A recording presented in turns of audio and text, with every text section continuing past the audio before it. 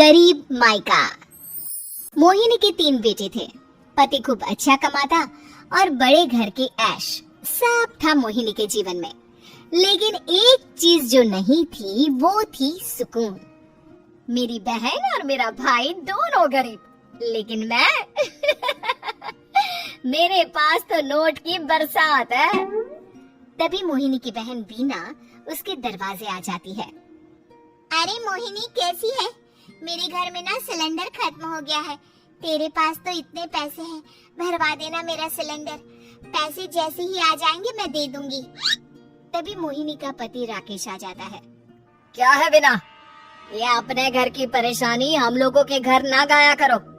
तुम्हारी बहन को तुम लोगों पर तरस आ जाता है और वो पैसे देने लग जाती है। मुझे ये बिल्कुल पसंद नहीं है। ओ जीजा जी, नहीं मैं तो वो बस। अच्छा मैं चलती हूँ। बीना वहाँ से चली जाती है।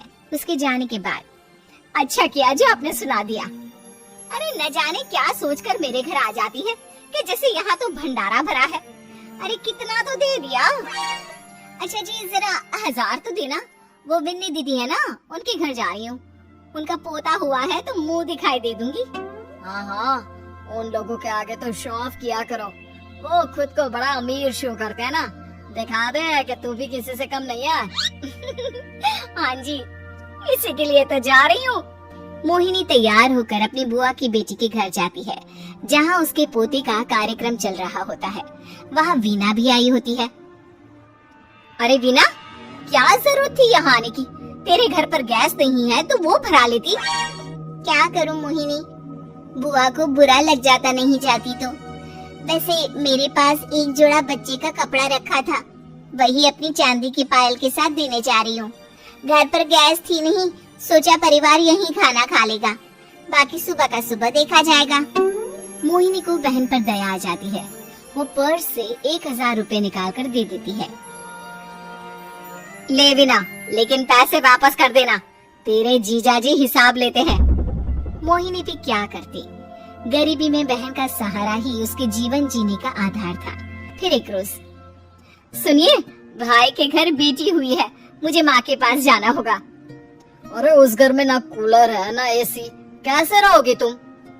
हाँ वही सोच रही हूँ कि अकेली जाऊं, बच्चों को साथ ना ले जाऊं। चले जाओ, लेकिन ये जो तुम अपने गरीब परिवार से मिलने चली जाती हो ना, मुझे बिल्कुल अच्छा नहीं लगता।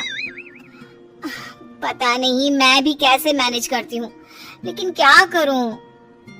मोहिनी भाई भाभी के घर आती है। मोहिनी कैसे आना हुआ? तो यहाँ हम लोगों के घर रह लेगी या फिर किसी होटल में रहेगी? क्या हो गया है माँ, मोहिनी को क्यों ऐसे बोल रहे हैं आप?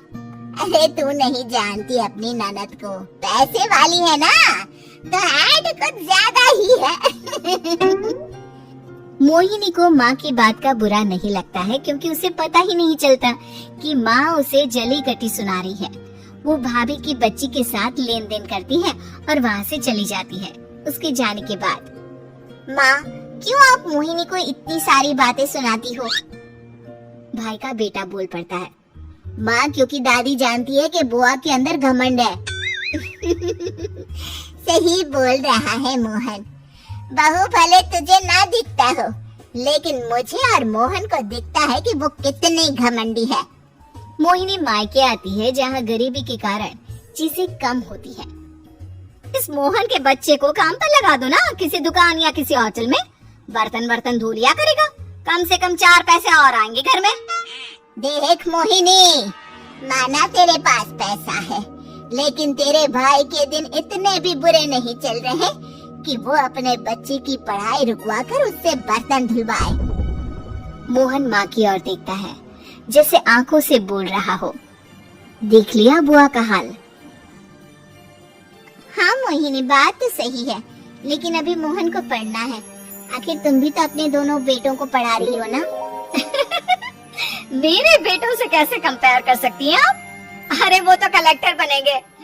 हाँ, कल को वो मोहन को नौकरी में रख लेंगे, क्यों? मोहिनी कुछ दिन और रहकर चली जाती है। धीरे धीरे दिन बीतता है मोहन बड़ा होता है और कड़ी मेहनत से सफल भी हो जाता है। मोहिनी, माँ के जाने के बाद तो तुमने भाई भाभी के घर जाना छोड़ ही दिया, क्यों? वो क्या है ना, उन लोगों का घर छोटा है, मेरे बच्चे जाना ही नहीं चाहते। पर तुझे क्यों अचानक मायके की बात याद आ गई? यार मेरा तो मायका है, भाई भाभी है, मेरा तो आना जाना लगा ही रहता है। हाँ, क्योंकि तुझे आदत है ना ऐसे छोटे से घर में और कम पैसे में रहने की। वैसे क्या खबर है आजकल मायके की अपने? अब वो घर छोटा और कम पैसे का नहीं रहा, क्योंकि मोहन तो बहुत बड़ा आदमी बन गया है। फिर क्या? मोहिनी भाभी को फोन करती है। मोहन किसी बड़ी कंपनी का मैनेजर हो गया है क्या भाभी? क्या ये सच है? हाँ मोहिनी दीदी, अब तो हम लोगों के गरीबी के दिन कट गए। आपके भाई ने कोई अच्छे कर्म किए होंगे जो हम लोगों का बेटा इतना अच्छा कमा रहा है। देख लो भाभी, पहले भी आपने कई गलतियाँ की थी, आप थोड़ा संभल कर चलना।